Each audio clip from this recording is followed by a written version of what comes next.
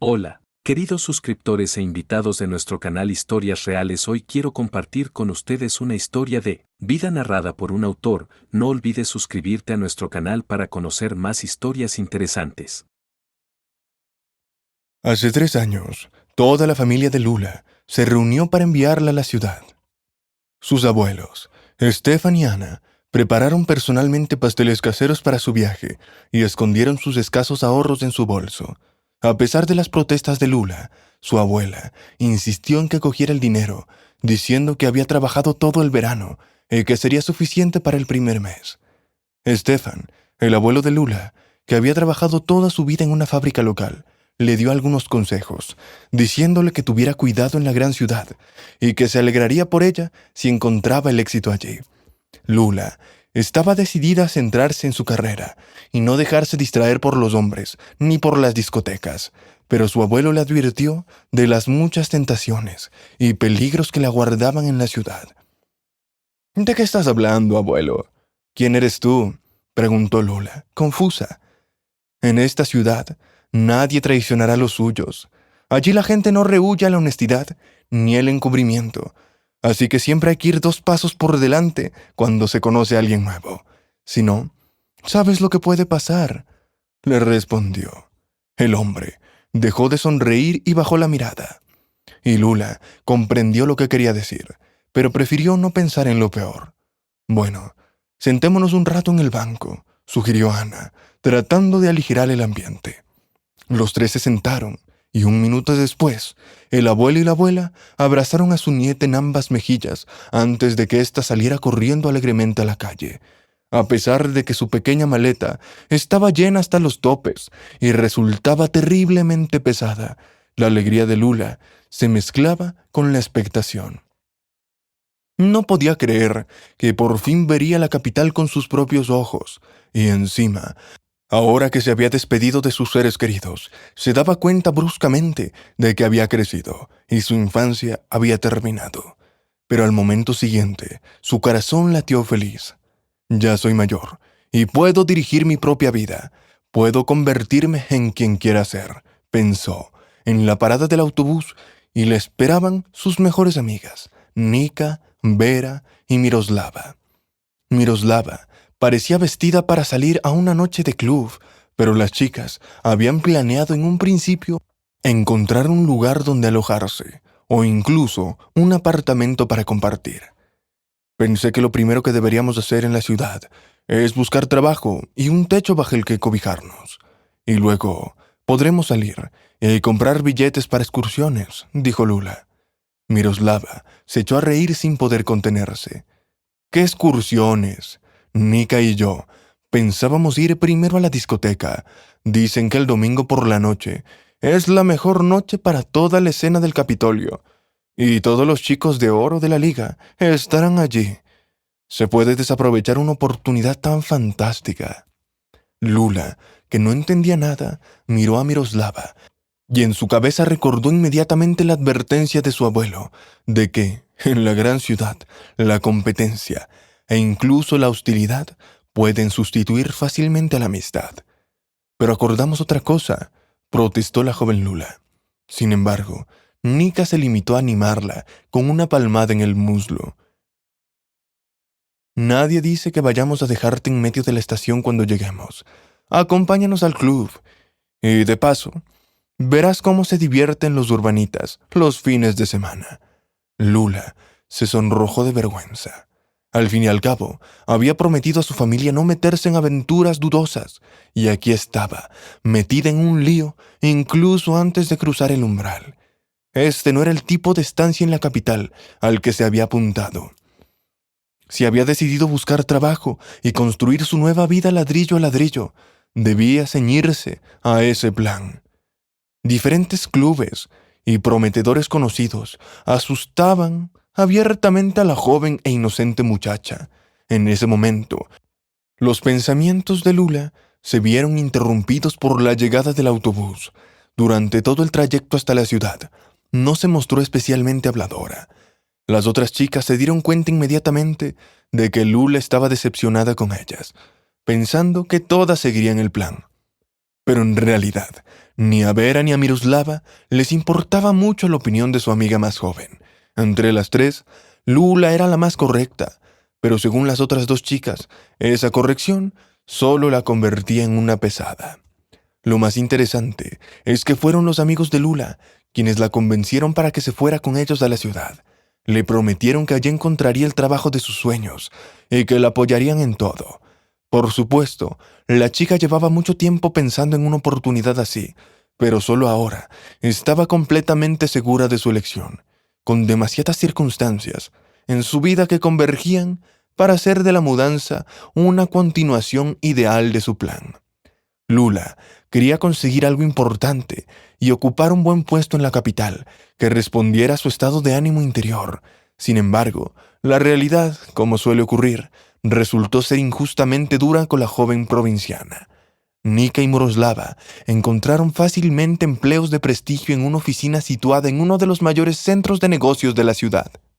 Cabe señalar que las chicas tenían su propio plan desde el principio, que no consideraron necesario contarle a la pobre Lula. Ambas amigas ni siquiera pensaban que no podían instalarse en la capital, porque Miroslava había perdido a sus padres, que llamaran a algunos conocidos de la ciudad, con la esperanza de quedarse con ellos algún tiempo y encontrar también el ansiado trabajo. Como resultado, las amigas íntimas trabajaban ahora como jefa de oficina y secretaria respectivamente. Dejaron que Lula se las arreglara sola, diciéndole que podía hacer lo que quisiera. Lula se asombró de la sangre fría de sus amigas. Se miró en el espejo y se ajustó la sombra de ojos a la moda. Habían pasado 3 largos años desde entonces, y Lula no había sabido nada de Vera y Miroslava. Ella misma tuvo que pasar por muchas dificultades antes de encontrar por fin una vivienda decente y un trabajo para sí misma. Por supuesto, nadie tenía prisa por llevar un buen puesto a una chica sin estudios superiores y mínimas conexiones en la capital. Lo máximo que le ofrecían era ser limpiadora en algún supermercado o trabajar como empaquetadora nocturna de residuos de papel y cartón para su posterior tratamiento. Comprendiendo que ninguno de esos puestos podía darle lo que soñaba, Lula se negó siempre. Bueno, entonces es cosa tuya, le decían invariablemente en el departamento de personal. Solo ten en cuenta que, con tu escasa competencia y experiencia laboral, es poco probable que alguien te acepte, ni siquiera para un puesto de simple encargada. Hay que tener más conocimientos y, en consecuencia, mejor aspecto. En esos casos se sonrojaba de vergüenza, miraba sus modestos zapatos y su blusa. Bueno, sí, están lejos de ser cosas de marca o de moda, pero están limpios, casi nuevos. Sin embargo, los empresarios, al percibir su mirada de desaprobación, solo respondieron con ironía. No se puede hacer nada. Aquí conocemos a la gente en gran medida por su aspecto y el color de su diploma. Y luego, si de verdad eres un especialista que vale la pena, te ofrecemos un buen trabajo y sueldo. Solo Dios sabe cuántas lágrimas derramas por las noches. Lula lloró muchas veces por la noche antes de asumir por fin que no era nadie en la capital y que no podría conseguir ni la centésima parte de lo que siempre había soñado apasionadamente sin ayuda externa. Si al menos pudiera obtener alguna cualificación gratis, pero todos los centros de reciclaje a los que acudía le exigían invariablemente una matrícula. ¿Dónde podría conseguirlo? Y luego, los modernos cursos de costura o el dominio de la gestión electrónica de documentos. Ese era el círculo vicioso, cuando la niña se acercó a esa terrible línea más allá de la cual comienzan el hambre y la indigencia total. Lula se dio cuenta de que había llegado el momento de actuar con decisión. Le gustara o no, tenía que vivir de algo, sobre todo porque el dinero que le habían dado sus abuelos cuando se separaron se estaba acabando inevitablemente. Ni siquiera tenía dinero para pagar su minúscula habitación, que alquilaba a una anciana en una zona no muy favorable. Abriendo desesperada el periódico de anuncios clasificados gratuitos, Lula encontró enseguida una oferta de trabajo para lavaplatos en uno de los grandes restaurantes españoles. Decidida a probar suerte, la chica acudió a una entrevista, Y para su gran sorpresa, fue aceptada casi de inmediato. Nadie le preguntó por su empadronamiento, y cuando Lula admitió que era originaria de un pueblo, el director incluso se alegró por ello. No te imaginas qué alegría hablar con una persona sencilla, sin experiencia, que no se deja tentar por los placeres de la gran ciudad, le dijo un hombre bien vestido con un traje de negocios color crema. Todos los habitantes de la ciudad solo aceptan sueldos gordos y altos cargos, y sin embargo, alguien tiene que hacer el trabajo más mundano y rutinario. El puesto de lavaplatos no ofrece ninguna oportunidad profesional. Es verdad, pero es un trabajo estable, y el dinero que recibirás siempre llegará a tiempo. El director le dijo algo más, pero Lula ya no escuchaba. Lo más importante era que ahora tendría dinero, lo que significaba que ya no tendría que vagabundear buscando la vivienda más barata y que por fin podría respirar tranquila, al menos durante algún tiempo. Y así, 3 años después, ya cumplidos los 21, seguía trabajando de friegaplatos en el mismo restaurante. El trabajo no le causaba ninguna emoción negativa en particular. Lula cumplía bien sus obligaciones y siempre era amable con sus compañeros. El único problema era Inesa, la mujer del dueño del restaurante. A esa mujer no le gustaba nada la joven provinciana, pues creía que le había echado el ojo a su marido. Esto, por supuesto, no tenía nada que ver con la realidad. Antón solo había saludado a Lula un par de veces y elogiado su trabajo cuando visitaba su restaurante. Sin embargo, su mujer, como es una celosa insoportable, se las arregló para ponerlo todo patas arriba. «Escúchame, desgraciada astuta», sisió en la cara de Lula, atrapándola en algún lugar entre la cocina y la sala del personal. «Si te vuelvo a ver junto a mi marido, será tu fin. ¿Entendido? No entiendo cómo crees, que no veo cómo le miras, entrecerrando los ojos con malicia. Sí, la gente como tú solo viene aquí a correr detrás de los maridos de otras. Sí pareces un ángel inocente. Ahora puedes abrir tu boca rural para hablar». Pero la chica era muy consciente de lo que le costaría decir siquiera una palabra en contra de ellos. Perdería inmediatamente su único trabajo. Les aseguró que no tengo ningún interés en su marido. Se lo juro. Era evidente que la expresión de Lula era tan sincera en aquel momento que la mujer del dueño del restaurante se ablandó un poco y la dejó marchar. «Que sepas, pequeña canalla, que te estoy vigilando. Y si sigues merodeando por mi Antón, te colmaré de insultos tan exquisitos que ni siquiera serás capaz de pasearte frente a mí». Estaba claro que todo el mundo de esta mujer se centraba únicamente en un objetivo: conservar a su marido por todos los medios, incluso los más indecorosos. Despedir a un lavaplatos no era la gran cosa para ella. Cuando Lula se trasladó a España, se prometió a sí misma no volver a enamorarse. Fue el dolor de un amor no correspondido lo que reforzó su deseo de abandonar definitivamente su ciudad natal. Incluso si Antón hubiera mostrado de repente algún interés, Lula le había rechazado con ambages, ya que amaba a Víctor más que a la vida misma. Se conocían desde la infancia y soñaban con casarse desde que ambos tenían 12 años.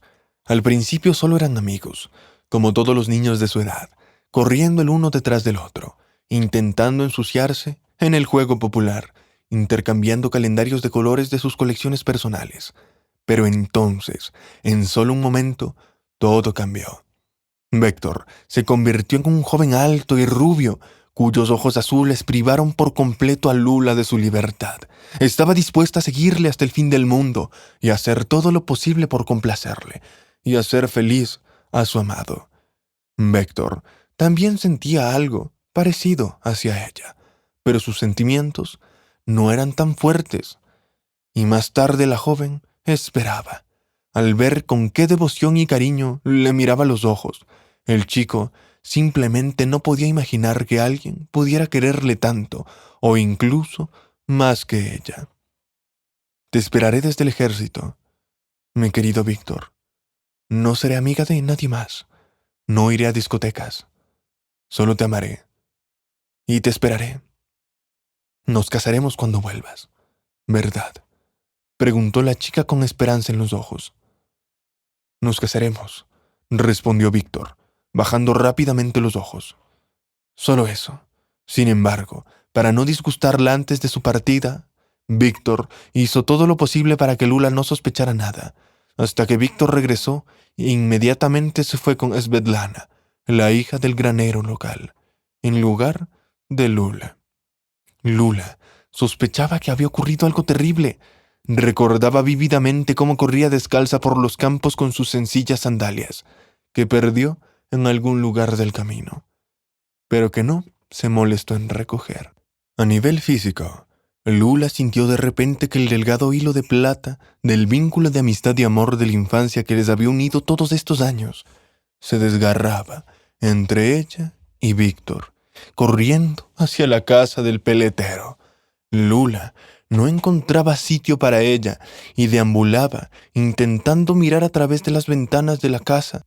En aquel momento, lo único que le interesaba a Lula era saber si se confirmaba su peor sospecha.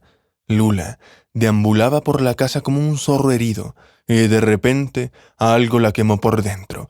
Impulsada por un instinto, se dirigió hacia el granero, cuando oyó una risa de una niña callada.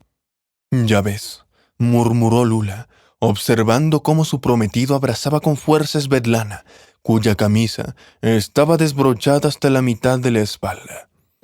Así que Lula no tenía ninguna duda de que todo había terminado entre ella y Víctor a partir de ahora. «¡Lula!», exclamó Víctor y se apresuró a ponerle la camisa a Svetlana.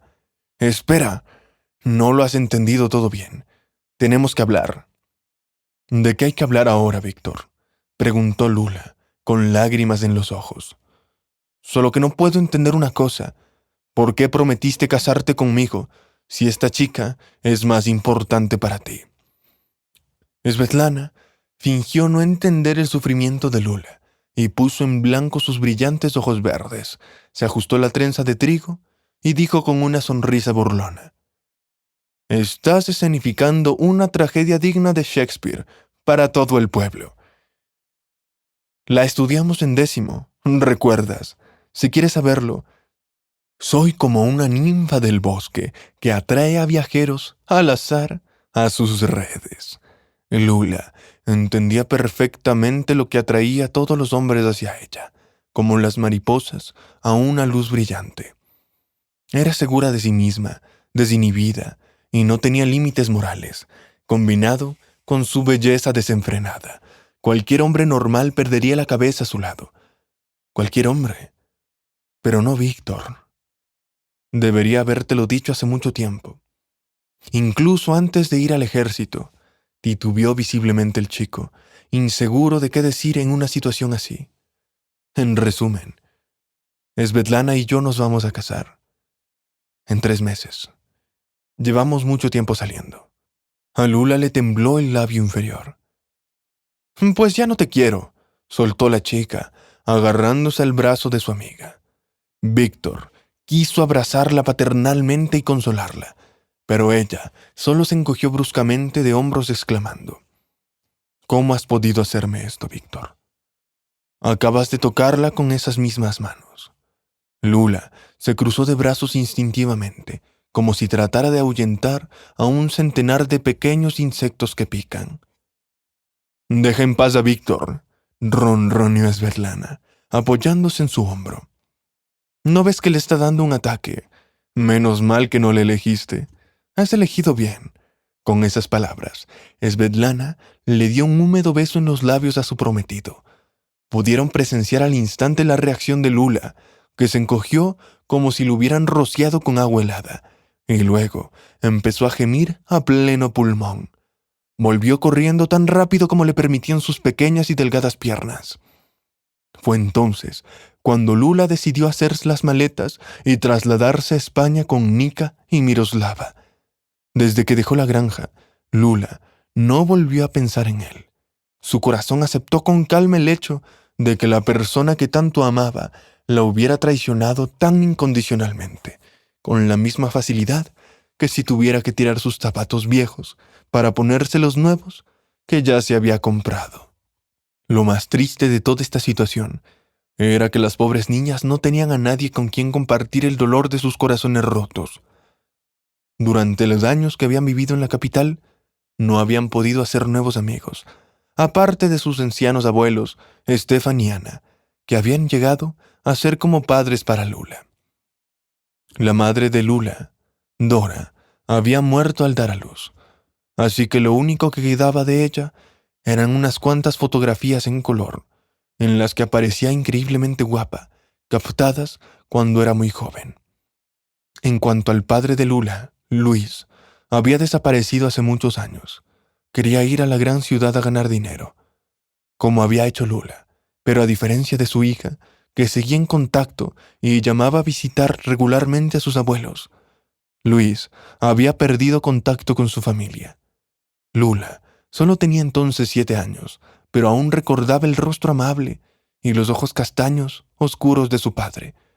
Sus abuelos le habían dicho que su padre probablemente habría muerto en algún terrible crimen o accidente, ya que se había criado en un orfanato y nunca conoció a su propia familia. El último recuerdo que tenía de su padre era cuando le había regalado a su abuelo por un cumpleaños un precioso despertador mecánico antiguo, que él apreciaba y llevaba siempre consigo. El reloj estaba minuciosamente decorado con tallas que formaban un elaborado dibujo de animales, y en el cristal que cubría la esfera era mantenido siempre lindo y transparente por Stefan, que cuidaba mucho del reloj. Nunca se oxidaba ni dejaba de funcionar. El abuelo de Lula era un gran aficionado de diversos artilugios mecanizados, y para la gran fortuna de Luis, se negaba a reconocer los relojes electrónicos de moda, por muchas veces que la mujer de Luis le rogara a su abuelo que se comprara por fin una pulsera fitness con un reloj incorporado para controlar su salud.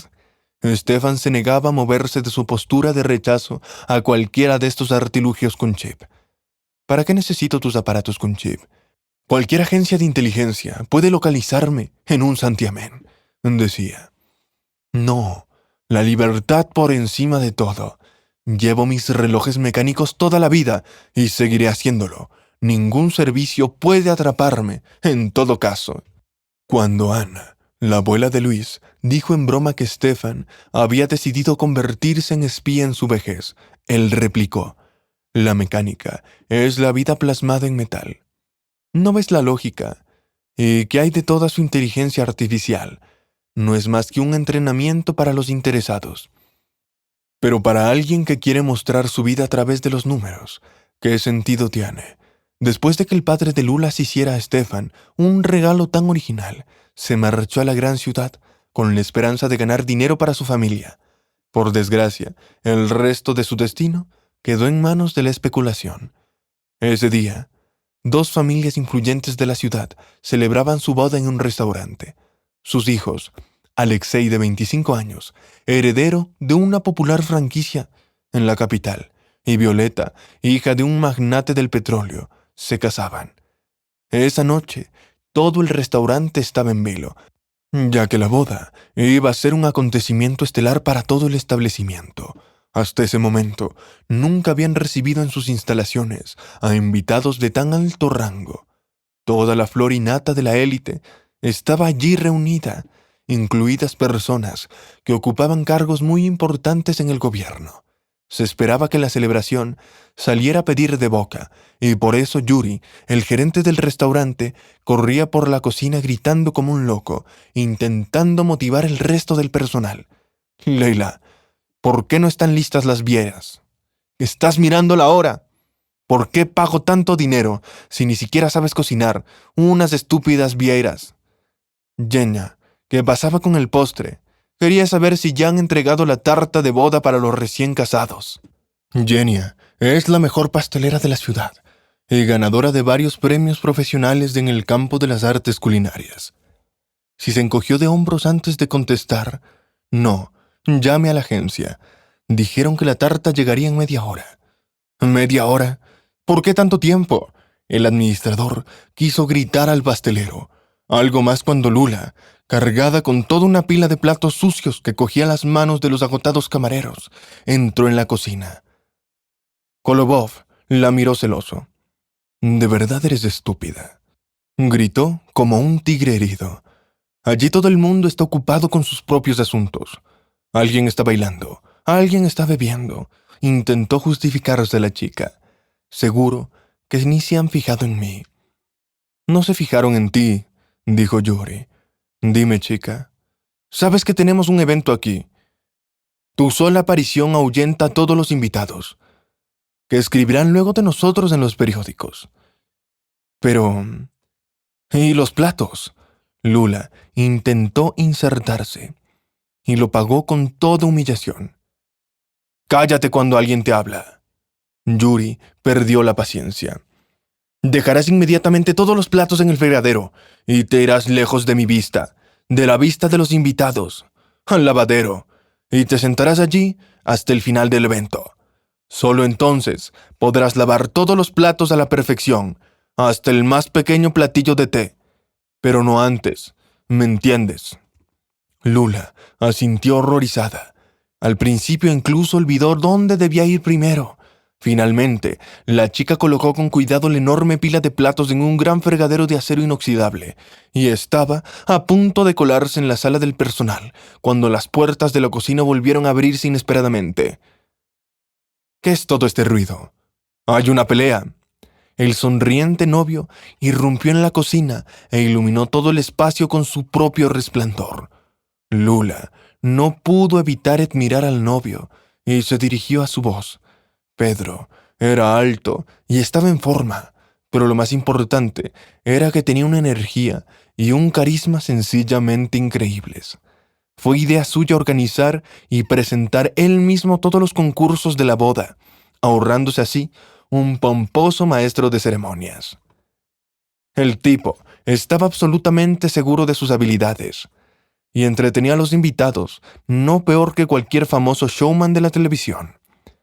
«Pedro, ¿qué haces aquí?», preguntó sorprendido el administrador, cuyo rostro cambió al instante. «Aquí no tenemos un ambiente tan festivo como en tu gran empresa. Siento las molestias de los costes de producción». Yuri se rió nerviosamente como un villano, pero se detuvo a tiempo y reprimió la inoportuna carcajada. «Veo que todo el mundo está de buen humor hoy», sonrió el tipo, instando a todos a participar juntos en los concursos y a tomarse un descanso del trabajo. «Quiero que todos los empleados se diviertan y se relajen un poco». El administrador reaccionó al instante al deseo del invitado y aplaudió con fuerza. «Todos, dejen de trabajar y vengan a la sala. Hemos sido invitados». Los recién casados salieron rápidamente de la cocina cuando casi todos los empleados se habían marchado. La friegaplatos se acercó a la incertidumbre del administrador y le preguntó: «¿Puedo ir yo también? ¿O es mejor que me quede en la trastienda?». Yuri la miró como si estuviera loca. «Estás en tus cabales. El novio ha dicho que vamos todos, así que tú también participas. ¿Qué es tan difícil de entender?».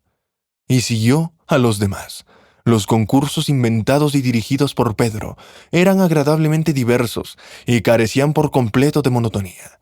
Cualquiera que lo deseara, incluso el personal de cocina del restaurante, estaba invitado a poner a prueba sus dotes en un karaoke, a competir por la nota más alta, a correr en sacos de seda por la sala, con la esperanza de ser el primero en dar un mordisco a la tarta de plátano, o a intentar adivinar varias adivinanzas españolas antiguas que el novio había seleccionado especialmente de los libros para la celebración de hoy.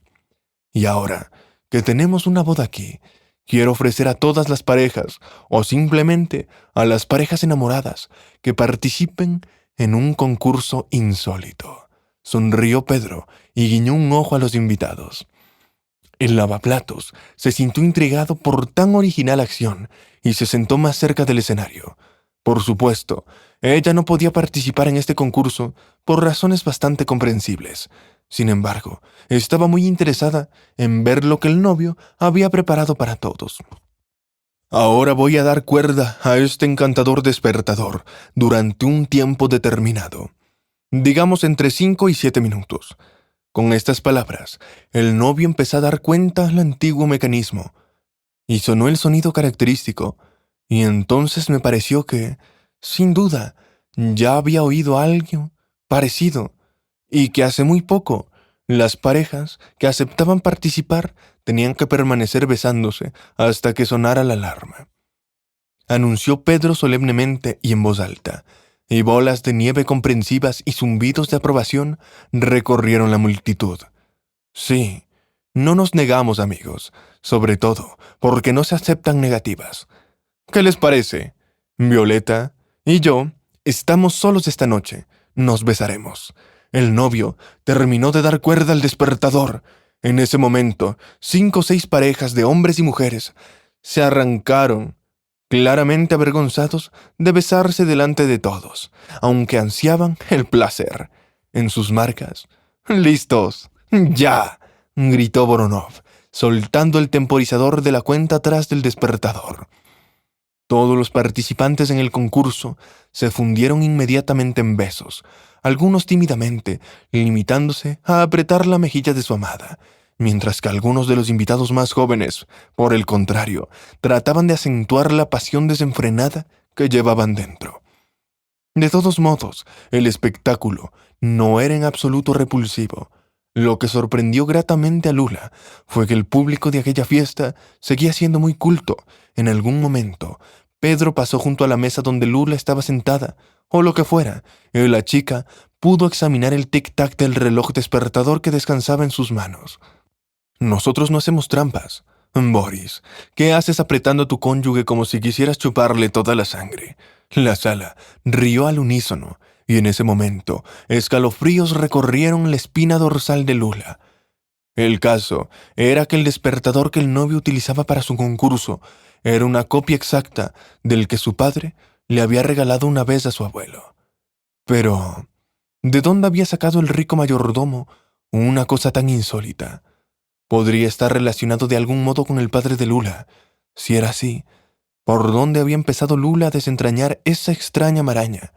La muchacha se quedó mirando el despertador como hechizada, y ni siquiera se dio cuenta de que Violeta, la hermosa novia de Pedro, se había acercado sigilosamente en ese momento. El carácter de esta dama, por cierto, se rumoreaba que era muy caprichoso y excéntrico, y Lula tuvo el disgusto de enterarse de ello. «Oye, gallina, ¿estás mirando a mi novio con esos ojos?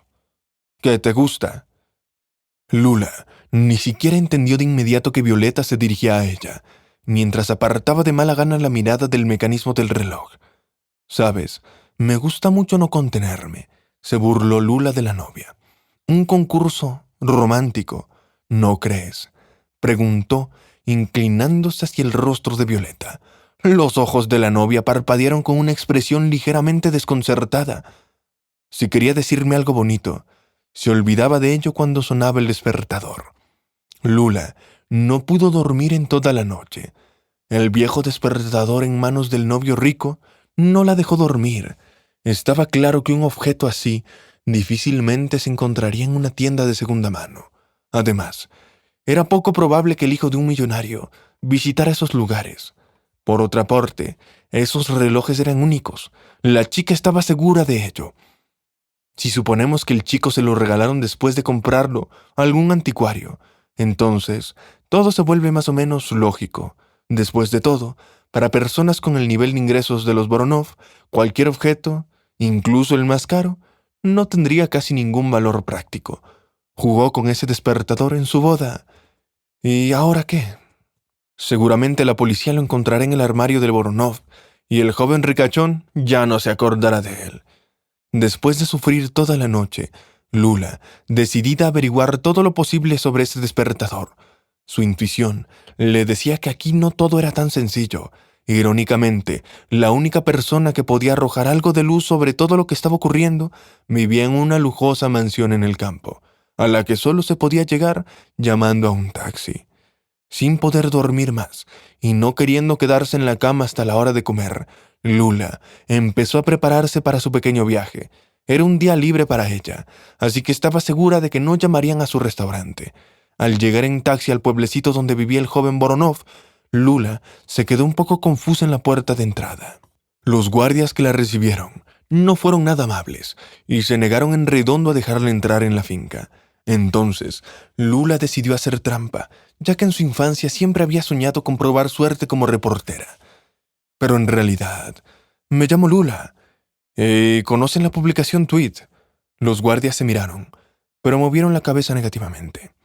Nuestro medio se dedica exclusivamente a entrevistar a las personas más significativas de los círculos sociales españoles. Pedro Voronov me ha invitado personalmente a la reunión de hoy, ya que él y su mujer quieren conceder a nuestra publicación una entrevista exclusiva. Entonces, ¿por qué no nos informaron de ello?, preguntó uno de los guardias con voz severa. Si esta mañana hubiéramos recibido la orden de dejarlas entrar, y tú, Lula, no sabías qué decir. Claro que podía arriesgarse e ir al banco, pero ¿qué pasaría si la descubrían? En cualquier caso, no tenía elección. Por si no lo sabe, la exclusividad implica el máximo cuidado y confidencialidad de todos los materiales recogidos durante la conversación. Lula se bajó sus preciosas gafas de sol y, aunque eran muy baratas, le quedaban estupendas en la cara. Con esas gafas, incluso con la ropa más ordinaria, como unos vaqueros y una camiseta con una chaqueta encima, parecía una persona con estilo que encajaba perfectamente en el interior del local. Una joven avispada, diseñadora o programadora, que salió de su respetable casa para ir al supermercado más cercano por aguacates y nata para desayunar. Por extraño que parezca, los guardias accedieron a abrir las puertas, aunque de mala gana, y luego informaron al dueño de la casa de la llegada del invitado. Aquí, Lula ya estaba dispuesta a darse por vencida e ir directamente por el bosque, pues le extrañaba mucho que un periodista social se le acercara justo después de su boda, incluso desde un edificio del que no sabía nada. Sin embargo, el joven heredero de la corporación accedió a verla, aunque al principio no la reconoció con su atuendo cotidiano. Un momento. ¿No eras tú el friegaplatos del restaurante? Pedro sonrió. Perdona mi curiosidad, pero ¿cómo consigues compaginar dos profesiones tan distintas? ¿O has trabajado en un restaurante?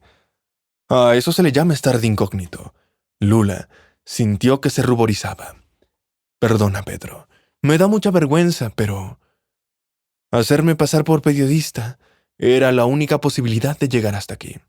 La chica habló bajando la cabeza, y el joven empresario frunció el ceño. Lula no sabía cómo iniciar la conversación sin parecer lamentable y ridícula. Después de durar un momento, finalmente habló. Pedro, sé que esto puede parecer extraño, pero es muy importante para mí saber de dónde conseguiste ese reloj antiguo que usaste como cronómetro para la competición de ayer. Voronov parecía realmente sorprendido, pero respondió con calma. El reloj siempre ha permanecido en mi familia, que yo recuerde.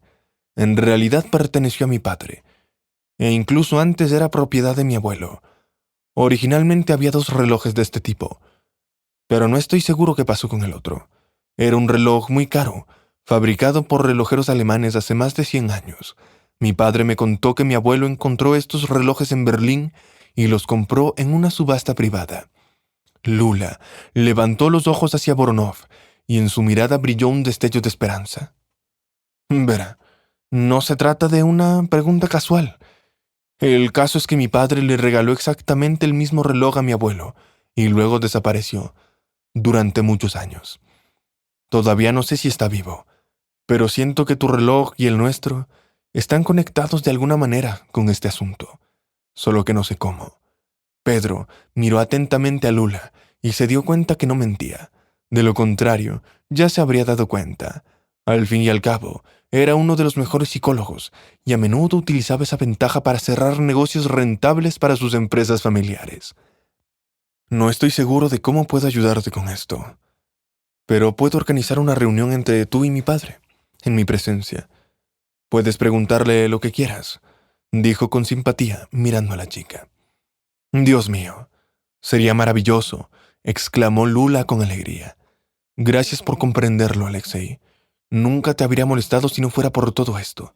Lo siento de nuevo. Se disculpó. No me lo agradezcas. Al fin y al cabo, siento curiosidad por la conexión entre esos despertadores, dijo el enigmático joven, mientras encogía los hombros. Mantengamos esta reunión entre nosotros. De acuerdo. Mi padre no está por ahora, pero vendrá en un par de días. Entonces te llamaré. No te preocupes. No tiene nada que ver contigo, le aseguró Alexei. Se trata de mi mujer, Violeta. Ana es muy desconfiada. Y si pasa algo, se queja inmediatamente a sus padres. Los Voronov son gente muy influyente, pero también peligrosa. Mi padre accedió a este matrimonio solo para fortalecer nuestro negocio. De lo contrario, nuestra corporación habría sido fácilmente consumida por las empresas de Ryajin. «¿Así que te casaste con tu prometida sin amor?», preguntó Lula asombrada. Pero luego se dio cuenta. Lo siento. Fue una falta de tacto de mi parte. Es cierto que me casé con Violeta. No por gran amor», confirmó. «Pero eso no impide que trabajemos juntos, como buenos socios y amigos. Las relaciones modernas son complicadas, Lula. A veces lo que empieza como un negocio puede convertirse en algo más, en algo parecido a un sentimiento real. De todos modos, me gustaría creerlo». El anfitrión dio por terminada la conversación, pero ofreció a Lula una taza de café antes de marcharse. Violeta no estaba en casa, así que la chica no tenía de qué preocuparse. Sin embargo, ella declinó, sintiéndose incómoda. Casi se había olvidado del millonario que estaba a su lado, picando por la curiosidad. Pero en cuanto apareció ante ella, sentado a la mesa junto con su lujoso traje de negocios, Lula sintió como si todo a su alrededor fuera a girar en una especie de vals loco. «¡Papá! ¡Papá! ¿No me reconoces? Soy yo, tu hija Lula». A la niña ya le brillaban las lágrimas en los ojos y las piernas le flaqueaban de la emoción que había irrumpido en su corazón. «¿Por qué nos trataste tan bien? Chica, ¿qué estás diciendo? Te estoy viendo por primera vez en mi vida. No nos conocemos. ¿Cómo es que soy tu padre? ¿Y por qué trajiste a este loco contigo? No puedes ver que algo está claramente mal con esta chica, incluso sus expresiones faciales. A pesar del verdadero parecido con el padre, son un poco diferentes. Oh, señor, perdóname. Lo siento mucho, me temo que cometí un error», Lula murmuró temorosa, y Alexei se apresuró a salir en su defensa. «No está loca delante de su padre. Todo se debe a tu despertador», y Alexei le contó al empresario toda la historia de Lula desde el principio. «Pero esto lo cambia todo, por supuesto», asintió José al final de la conversación. «Escucha, no sé qué significa todo esto, pero creo que tenemos que buscar una solución por mi parte, ya que ambos despertadores pertenecían a mi familia». José acreditó a informarle en cuanto supiera algo nuevo y acudió a su propio padre, Iván, que vivía cerca. Al descubrir que no solo era una copia exacta de su padre, sino que además poseía exactamente el mismo despertador, José se interesó por la situación, que era sumamente extraña. Y su padre era el único que podía ayudarles en esto, ya que había trabajado como relojero toda su vida. Los despertadores de Lula y su familia fueron en su día ejemplares muy valiosos en la colección de Iván. «Bueno, hijo», empezó Iván, cuando José le pidió que aclarara toda la situación. «Veo que ha llegado el momento de contárselos todo. Verás, sucedió que no me dieron hijos propios en esta vida. Enfermé de paperas y durante mucho tiempo me consideré deficiente, hasta que conocí a Vera. Estaba embarazada de gemelos, pero accedió a darme a uno de los bebés. Era físicamente imposible para ella criar a los dos, y su marido había muerto, y casi no había dinero en casa. Así que te tomé inmediatamente, después de tu nacimiento». «¿Cómo ha podido acabar tu despertador con él?», José se sorprendió.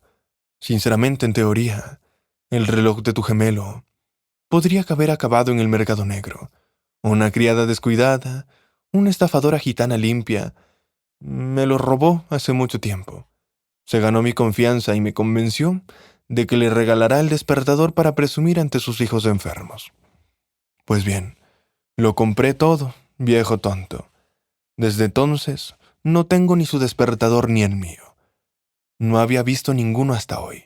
José Voronov se quedó conmocionado por lo que escuchó al final. Ahora sabía con certeza que tenía un hermano biológico y se propuso el noble objetivo de encontrarlo para ayudarlo. Al mismo tiempo ayudó a su sobrina, que resultó ser Lula. Al enterarse de todo, el millonario utilizó inmediatamente sus contactos y empezó a averiguar la información necesaria. Su sorpresa fue mayúscula cuando por fin descubrieron a Luis, que cumplía condena en su avión privado. José, Pedro y Lula llegaron rápidamente al destino, consiguiendo a duras penas convencer al jefe de la zona para que les dejara ver a Luis. Toda la empresa esperaba con impaciencia su versión de los hechos. Por supuesto, Lula estaba muy contenta, pero su verdadero padre estaba vivo, solo que Luis no se encontraba muy bien debido a las duras condiciones del norte. Sin embargo, decidió luchar por su vida después de ver a su amada hija.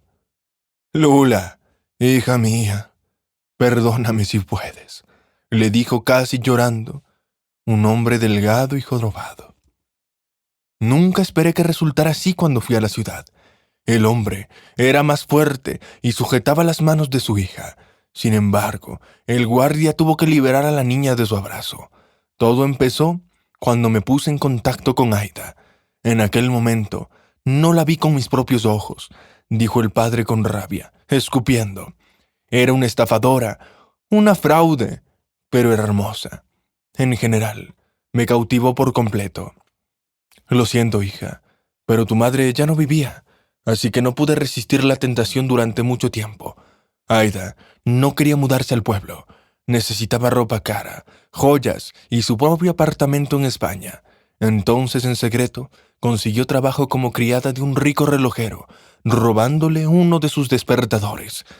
Sin embargo, no quería desprenderme de semejante rareza por una miseria, así que decidí regalárselo a tu abuelo Stefan, que estaba metido en todas estas cosas. Era mi forma de darle las gracias por haberte criado prácticamente mientras yo estaba con aquella mujer. Nadie le interrumpió para que no escuchara el resto de la historia. Cuando le di el despertador a Stefan, volví sobre esta idea, pero en ese momento ella ya se había liado con unos cosacos y quería robar una casa muy rica. Estaba tan ciegamente enamorado como un tonto, dispuesto a seguirla hasta el fin del mundo, pero ella sabía cómo persuadir a los hombres. No puedo decir nada al respecto. Y entonces, durante aquel robo, me llevaron como un cordero al matadero. Fue un gran asunto entonces, y apareció en los tribunales de todo el país, pero mi nombre nunca salió a relucir. ¿Cómo podría escribirle a tu abuela y a tu abuelo sobre esto? Ellos estaban contigo todo el tiempo, mientras yo estaba involucrado en estos robos. Ahora tienen que soportar la vergüenza por mi estupidez. Así que decidí cumplir mi condena. 10 años, como un hombre correcto. Entonces saldré en libertad con la conciencia limpia. Después miró a José y Pedro y le entregó la carta. Pero hay una cosa que nunca supe con certeza, que tenía un hermano gemelo, exclamó el padre, incapaz de contenerse. Pasé toda mi infancia en un orfanato. Mi madre murió cuando yo solo tenía 3 años, a causa de unas fiebres. Tras un momento de silencio, Luis terminó. Ahora te toca a ti, y por supuesto, ya no siento nada por ese canalla, y solo me queda un año, que se pasará volando. Y luego, hija, volveré a casa. «Pero, ¿por qué no ir directamente al pueblo?», preguntó José a su hermano con una sonrisa. «Puedes quedarte con nosotros. No te preocupes, no te dejaré solo. ¿Crees que no me importa tener ahora un pariente tan cercano? Y mi sobrina es maravillosa.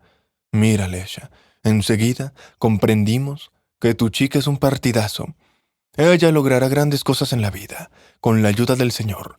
Lula, Pedro, casi no puedo creer que estén dispuestos a perdonarme.